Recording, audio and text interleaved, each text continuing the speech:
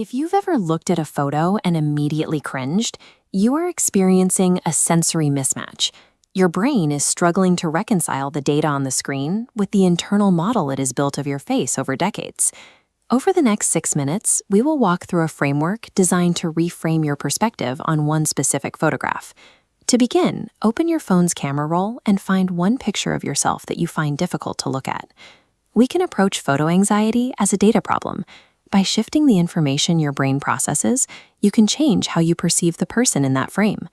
While you have that photo ready, look away from your screen and imagine a mirror. Every time you check your reflection, you are viewing a horizontally reversed version of yourself. Human faces are naturally asymmetrical, and your brain has spent years building a familiarity bias toward your mirror image. It expects every feature to be in a very specific place. This split screen demonstrates the visual gap between a standard portrait on the left and its flipped version on the right. When a camera captures the unflipped reality, your brain often rejects the image because it violates a long-established pattern. That discomfort is a biological response to a violated expectation. Your brain is simply noticing that the geometry of the photo doesn't match the geometry of the mirror. Discomfort also arises when we try to perform for the camera. We often feel awkward because we are attempting to meet a specific societal standard, like trying to look sexy, that doesn't actually align with our true identity. Choose 2 specific words that describe how you genuinely want to be portrayed, such as creative or joyful. Documenting those 2 chosen identity words requires zero performance. It removes the burden of trying to satisfy external beauty metrics. Letting go of that performance relieves the pressure of the camera.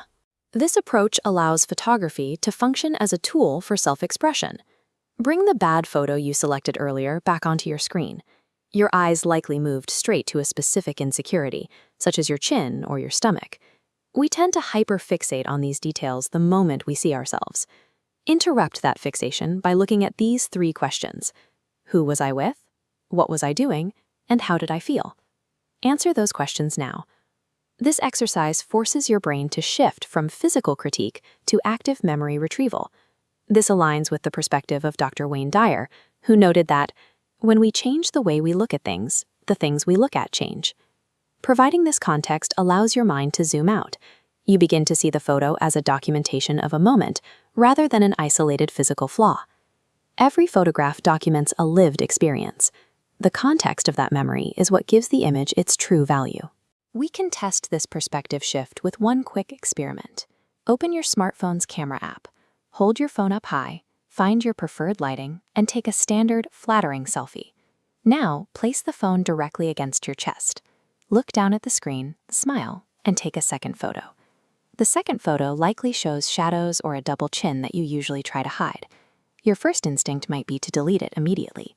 However, this lower, chest-level view is the exact angle from which your children, your pets, and your closest loved ones see you every day. Unconditional love makes the concept of a bad angle irrelevant. All versions of your body are worthy of being documented because they are part of your life. You have successfully overridden a biological bias, reframed a difficult memory, and captured a vulnerable new image. Your body is a biological organism designed to keep you alive and get you from one place to another. It performs this job regardless of how it appears in a photograph. This diagram compares a human life to a single camera shutter.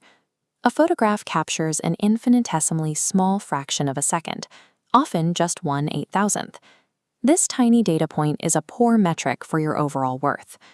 John C. Maxwell observed that disappointment is the gap that exists between expectation and reality. Much of our photo anxiety comes from placing unrealistic expectations on both our biology and our technology. Step into the frame with your 2 identity words in mind. Allow your life to be documented exactly as it is happening.